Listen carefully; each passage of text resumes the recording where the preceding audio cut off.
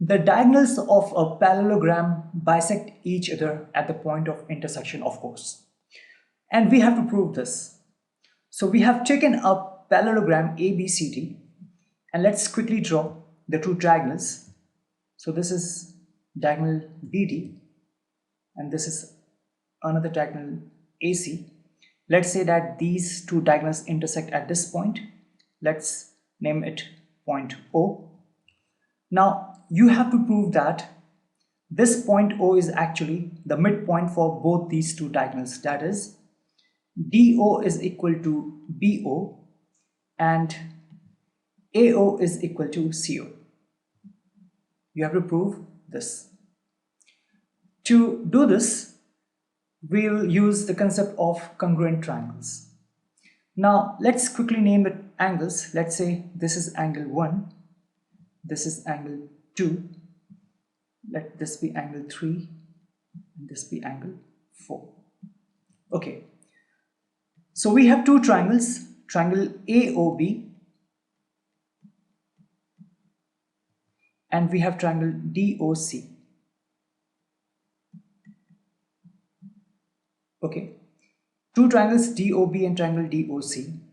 Now if you look at this pair of parallel lines, that is AB and CD, so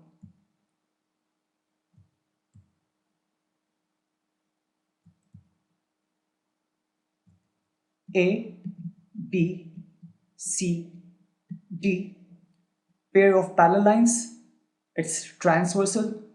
Therefore this angle 1 and this angle 2 is, these two angles are the alternate interior angles of these two parallel lines, and therefore angle 1 is equal to angle 2. So angle 1 of triangle AOB is equal to angle 2 of triangle DOC. Now we know that in a parallelogram the opposite sides are parallel and equal to each other. Therefore AB of triangle AOB is equal to side CD of triangle DOC. Now if you look at this pair of parallel sides again, that is AB, but in this case the transversal will be this BD. So A, B, D and C. BD is a transversal for AB and CD, the two parallel lines. Therefore angle 3 and angle 4 are alternate interior angles and these are equal to each other. So angle 3 is equal to angle 4, right? So angle 1 and 2 equal. So A, the including side, that is S, the including sides, and then again 3 and 4. So ASA property, the two angles and the including side. Therefore from ASA criterion we can say that the triangles, these two triangles are congruent,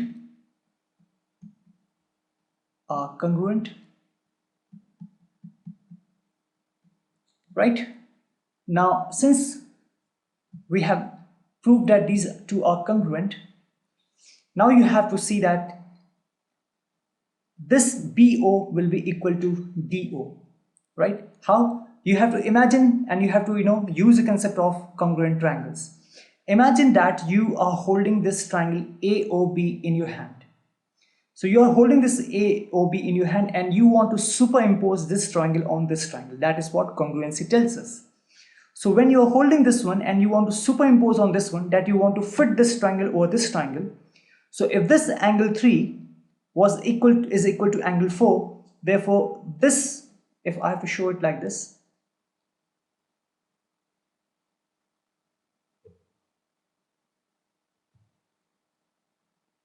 so this is AOB and this is DOC. Since this angle B is equal to, that is this one is equal to this angle D, and this angle A is equal to this angle C, right? And this one is equal to, side is equal to this one.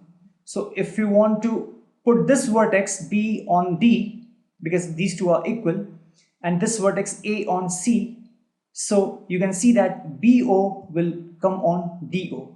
You think that you are simply superimposing this triangle on this triangle. So BO will come on DO because B will fall on D.